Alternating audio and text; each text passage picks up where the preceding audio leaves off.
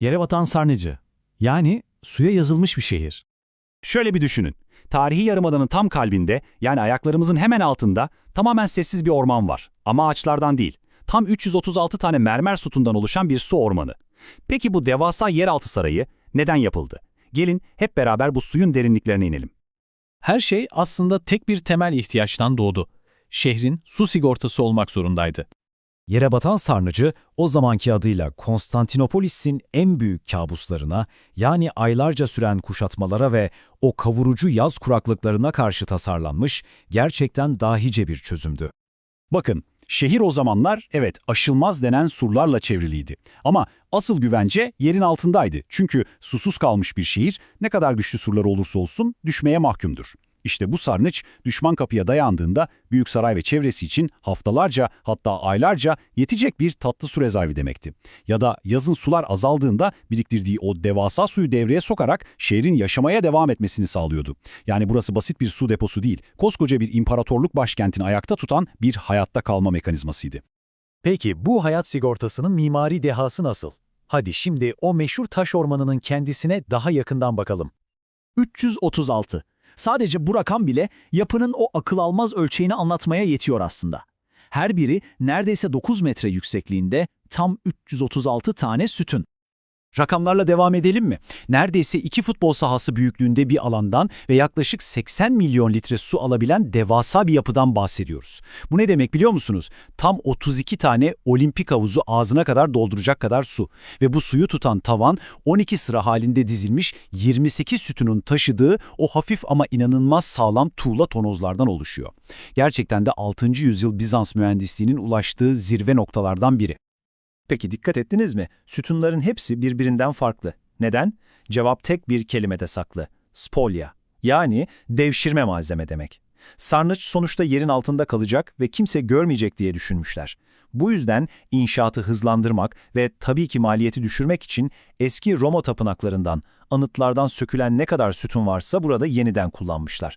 Yani her bir sütun aslında şehrin kayıp tarihinden bir parça taşıyor. Tamam, sütunlar hazır, tavan hazır. Peki bu devasa depoyu dolduran o milyonlarca litre su nereden ve nasıl geliyordu? Suyun yolculuğu gerçekten inanılmaz. Bakın, su şehre yaklaşık 20 kilometre uzaktaki Belgrad ormanından yola çıkıyor. Sonra toplam uzunluğu 250 kilometreyi bulan su kemerleri ve kanallar ağıyla hem de tamamen yerçekimi kuvveti kullanılarak şehre kadar taşınıyor.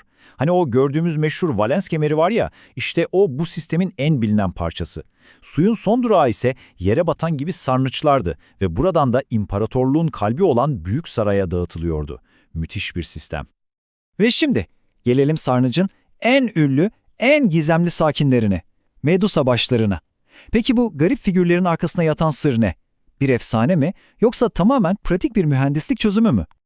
Şimdi iki farklı teori var. Bir yanda mitolojik yorum duruyor. Hani şu baktığını taşı çeviren Medusa var ya, işte onun başlarının yapıyı kötü ruhlardan korumak için buraya konduğu söylenir. Hatta pagan bir gücün etkisini kırmak için özellikle ters veya yan çevrildiği de anlatılır. Diğer yanda ise çok daha basit, çok daha pratik bir açıklama var. Bu devasa mermer bloklar aslında başka bir yapıdan sökülmüş sütun kaideleriydi.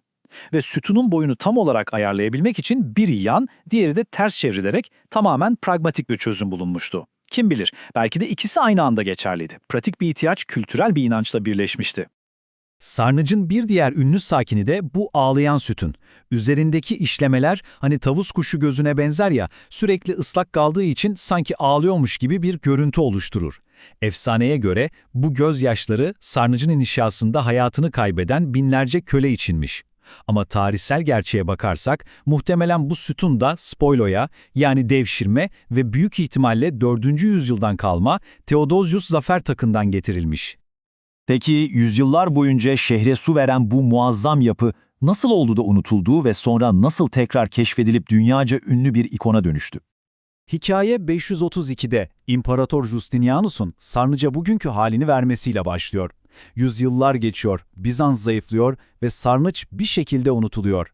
Ta ki 1545'te Petrus Gillius adında bir araştırmacı onu adeta tesadüfen bulana kadar. Sonra tekrar yüzyıllar geçiyor ve 1987'de tonlarca çamurdan temizlenerek bir müze olarak kapılarını dünyaya açıyor. Ve en son 2022'de tamamlanan büyük restorasyonla bir kültür mirası olarak geleceğe taşınması güvence altına alınıyor. Julius'un keşif hikayesi de çok ilginç. O dönemde bölgedeki insanların evlerinin bodrum katlarındaki deliklerden kova sarkıtarak su, hatta balık çektiklerini duyuyor ve meraklanıyor. Düşünsenize, bodrumunuzda balık tutuyorsunuz. İşte bu merakı sayesinde yaptığı araştırmalar onu bu unutulmuş yeraltı sarayına götürüyor ve yazdığı notlarla sarnıç yeniden dünya tarihinin bir parçası oluyor.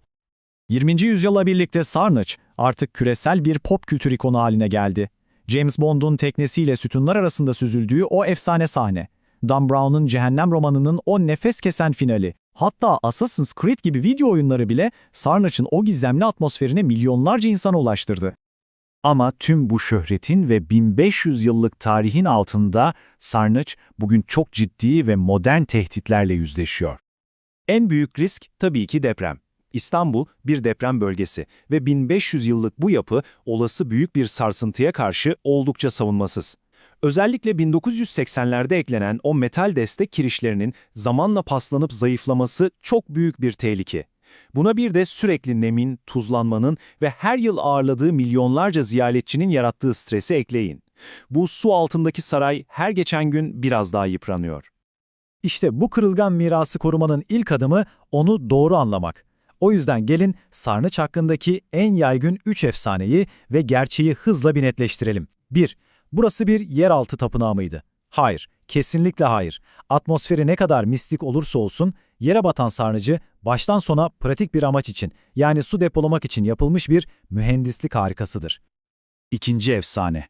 Medusa, başları büyü bozsun diye mi oraya kondu? Evet, bu çok popüler bir inanış ama bunu destekleyen tek bir tarihsel kanıt bile yok. En mantıklı, en akla yatan açıklama, devşirme malzeme olan bu blokların, sütunların boyunu ayarlamak için tamamen pratik sebeplerle o şekilde kullanıldığı yönünde. Ve son olarak 3. Sarnıcı Osmanlılar mı yaptı? Hayır. Sarnıca yere batan adını verenler Osmanlılar, evet bu doğru. Ama yapının kendisi baştan sona bir Bizans mirası. Osmanlılar fetihten sonra bir süre kullanmış, bakımını yapmış ama inşa edenler 6. yüzyıldaki Bizanslılar. Peki bu yeraltı ormanını gezdikten sonra sizi en çok ne etkiledi? O sonsuzmuş gibi görünen sütunlar mı, sessiz suyun üzerindeki o büyülü yansımalar mı, yoksa Medusa'nın 1500 yıldır size bakan o donuk gözleri mi? Yorumlarda bizimle mutlaka paylaşın. Kim bilir, belki bir sonraki anlatımda da İstanbul'un diğer saklı sarnıçlarını ve su yollarını harita üzerinde birlikte gezeriz. Ne dersiniz?